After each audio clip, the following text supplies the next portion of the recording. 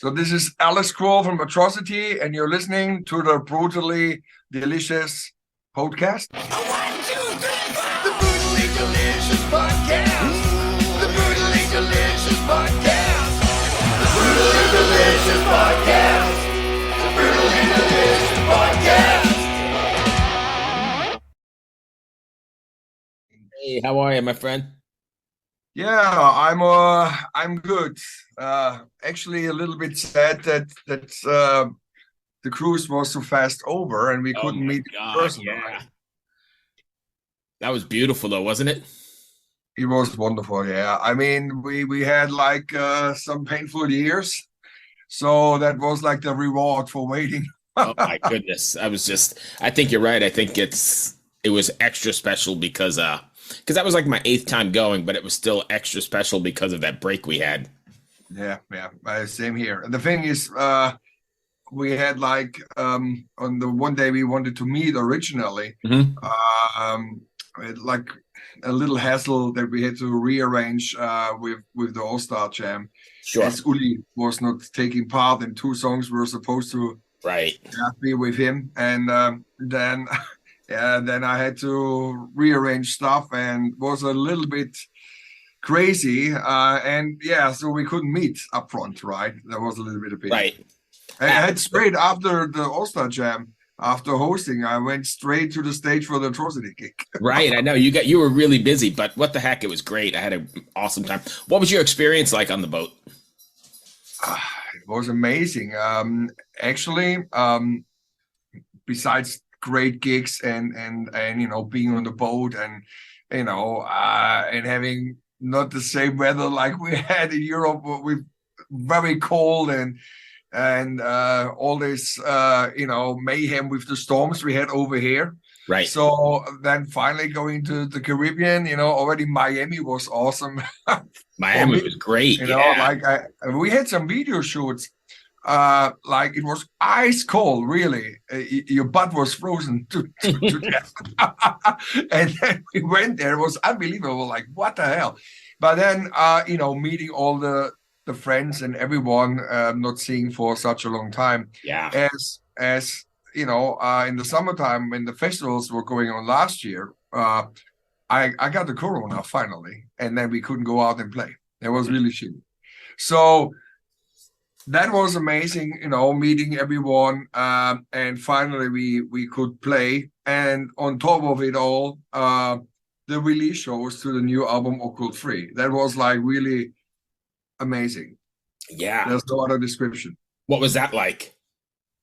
Yeah, you're writing an album in the last 2 years. You were waiting, to get it also out, and people were asking how's the new stuff, and finally it got released, and we were able to play. We played a bunch of new songs, so that was really great to see also the reactions, because not everyone is familiar now with the new album. It just came out like a week before. Right. So the people, they loved it, and they said, oh, wow, that's really brutal stuff. And so it's Okkult III is probably the most brutal part of the Okkult trilogy. So what was it? So am I assuming then that it was written during the lockdown or the time we had off? Yeah, kind of. The preparation were already before, like with lyrical concepts and ideas. But basically, we had like also with the Leaves Eyes, like with my other band, we had like a studio lockdown while we were actually having 6 weeks, really the band only in the studio. We couldn't leave, or nobody could move anymore. Wow. Right. So, and with Atrocity, we were facing another situation. There was like all the travel bans and stuff happening already, and we had the thing, I was only allowed to have one person here. Oh, so, it was like Mickey and me writing all the songs. As Toso, we knew that he will, retire from the band, so to say, for personal and private stuff. Right. So we still like in contact almost every day. So like best friends. It was like nothing to do with the band or something like that. So basically for Mickey was like yeah, his musical introduction, you know, like writing all the riffs and stuff. Like one riff is still from Torso, but the other stuff like we did all together, and it was like explosion, volcano, right? You know, Right. so it All the came out ideas. like boom, yeah, like you said, we couldn't play, so we could finally uh be in the studio and or at least we could be in the studio and recording our music. And that is the great gift in the way or advantage that the Master Sound studio, you know, like my studio is here, so we can have professional recordings and everything like that. So in a way, it was sort of beneficial for you in the overall scheme of things, right? Because you were able to really take your time and write that record. Yeah, if you see it that way, maybe that was something, but which was like having all the focus on the music, so to say. Right. But on the other side, of course, usually you go out and play, and on tour you already grab the live energy from people. Actually, we toured 2019 with both bands, with Atrocity and then Leaves Eyes. So we had this energy already, like we came back from the cruise actually with Leaves Eyes in 2020. I was So on we that were like, one. yeah, Yeah. this will be killer. What a start of the year. And then Everything soon just shut. after, Right. yeah, soon after, it was like totally upside down, everything. And so that is also something you miss out then, you know, like this kind of energy you get from the fans, you know, like you get this power and motivation and all that. But of course, we were highly motivated to write a great record and to have like this frustration and anger inside you helps to make brutal music. I think crazy times demand crazy music. Here we go, Okkult III. That's your soundtrack, right? That's the soundtrack of the times we live in. We talk about it a lot on the show, and I think heavy music, there's just something sort of super cathartic and super freeing when you not only writing it, I guess, from your angle, but from a listener standpoint as well, right? It really helps you get rid of the shit that you're dealing with, or at least deal with the shit you're dealing with. Yeah, that's it's for sure something when emotions have to get out by, you know, as an artist wants to express himself, like even a painter or other, you know, even ballet dancer or whatever, you know, a musician, like a metal musician, you know, wants really to grab everything from inside and, you know, put it out there as like the musical manifesto, you know, of your soul, so to say. And with all the topics in the background, the concept of the Okkult III is the perfect, you know, foundation to write, you know, this brutal death metal songs. Absolutely.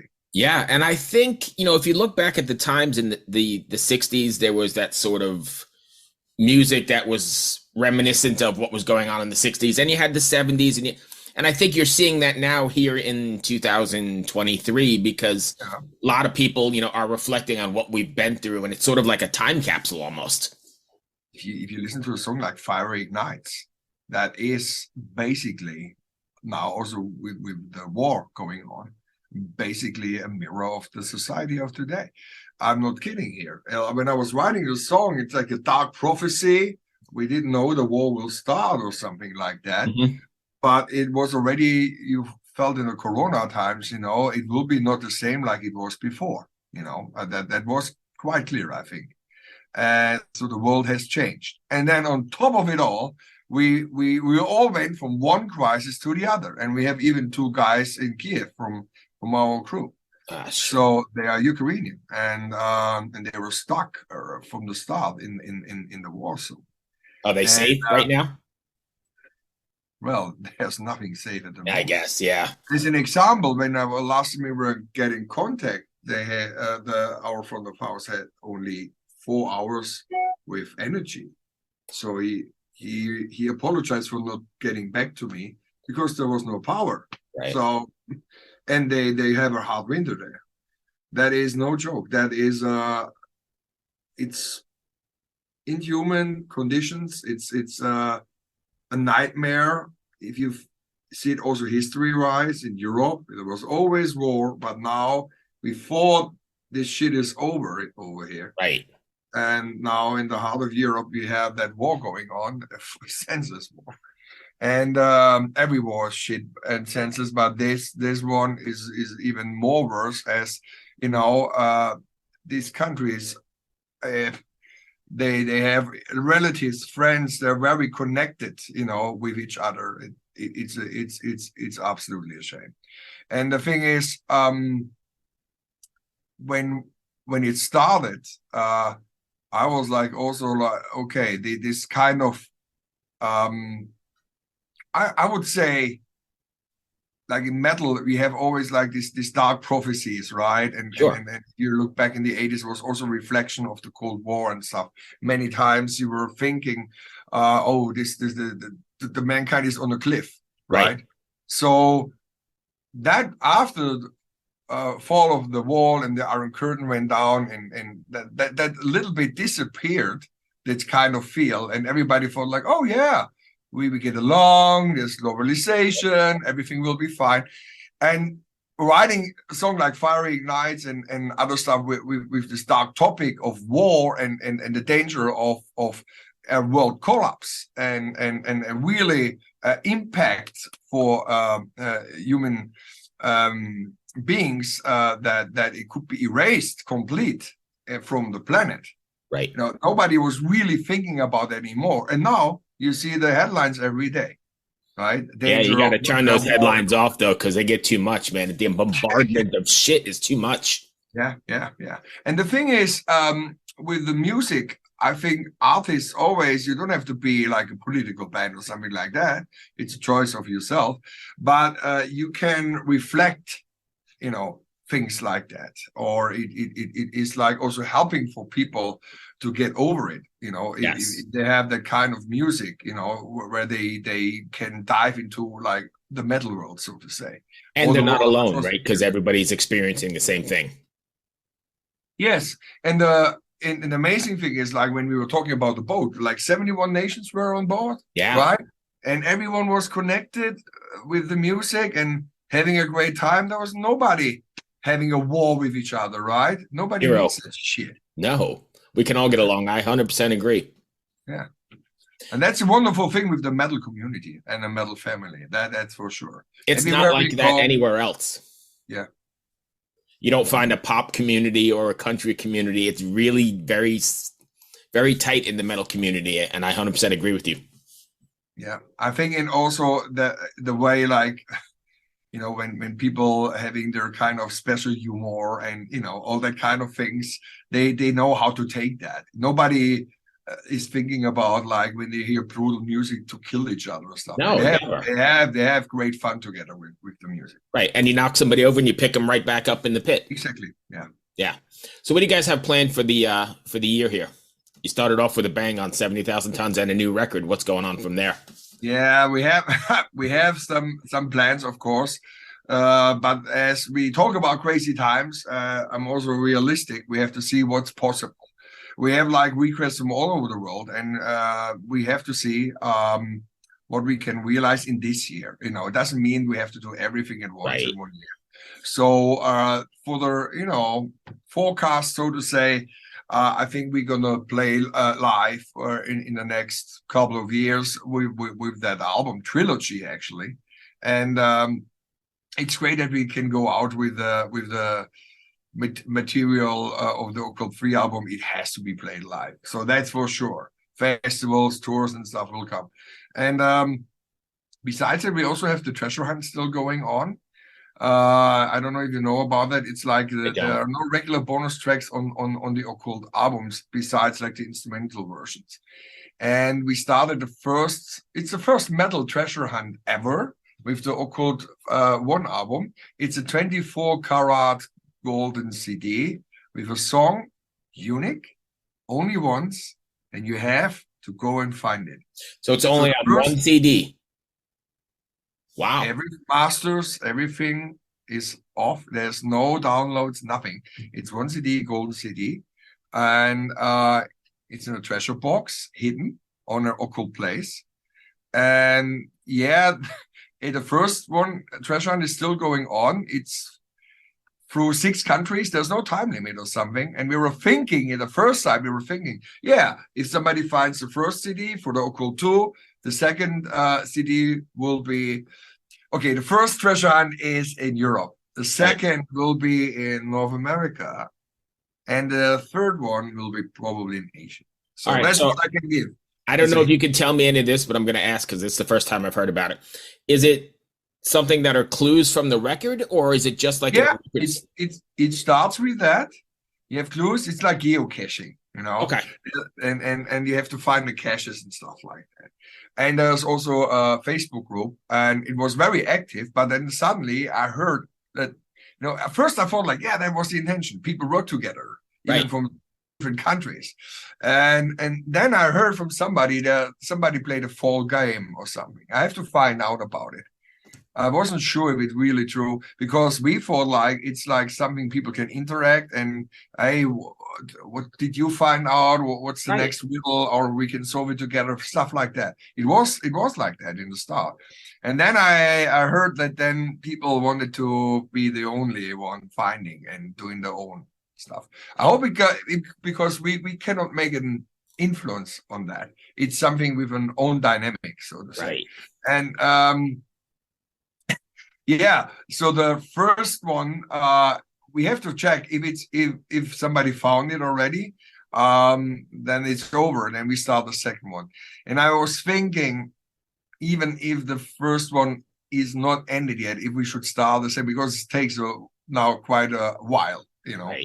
And that was also the plan, a little bit like Indiana Jones, not so easy. Not like, oh, where can I download it? Or what's the riddle? Or what is the solution? Or where can I go and find it? It had to be a little bit more, you know, that like the worth of music is also, it's a little bit a symbol also for nowadays. So, you know, true fans are the only ones who are going to find it. Sorry? Only true fans will find it. Only true fans will find it. That's a great idea. I've never heard of that. And that's pretty interesting. Yeah, you can check out on the Atrocity webpage, on the official one. There's a link, Treasure Hunt. If you're interested, you can go in, and there's like also everything explained, how you can start the whole thing. And yeah, we're gonna continue. Maybe the second Treasure Hunt, I was thinking, maybe make it a little bit more easy. But, who knows? It's fun though, and we have a lot of European listeners. In fact, we have more European listeners than I think Americans. So anybody listening, follow those directions and go to atrocity.e and you find everything about a treasure hunt. And there's also a video on YouTube, a trailer for that. We recorded back then, explains it everything as well. So it's still going, and I think whoever finds that song on the golden CD, that's a real treasure. That's great. Beautiful. That runs me to the end of my questions. All I have to tell you is I definitely saw you guys on the boat and I was blown away. I love the new record. I'm glad we finally got to make this happen. Thank you. Yeah, I'm really glad to hear that. And I'm very happy that we could play the boat and that there was no whatever last second problem or cancellation. It went all great. And thank you so much for the interview. That we could do it now, and we can't wait to come back also to North America. That would be great. Thank you, my friend. I appreciate you taking the time. Thank you. And I hope that next time we meet in person, right? Yeah, absolutely. But again, thank you for me. I know you're busy, and I appreciate you taking the time to make it work. So, yeah, thank you. Be well, my friend. Cheers. Bye-bye. Bye. Hello out there. Yes, hello out there, everyone. I'm Hal Schwartz. And I'm Flynn McLean. Together we host None But the Brave, a podcast dedicated to the music and career of Bruce Springsteen. Bruce and E Street Band are on tour right now for the first time in 6 years, and we're taking a detailed look at what's happening on stage in our bi-weekly episodes. We've also been recently joined by some very exciting guests, including rock journalist Warren Zanes and Stephen Hayden, Backstreet's Magazine founder Charles Cross, and Barstool's Kirk Minahan. If you're a diehard Springsteen fan, this is the show for you. So please subscribe to None But the Brave on your favorite podcasting platform, and we hope to see you further on up the road. Thank you so much. We'll be seeing you.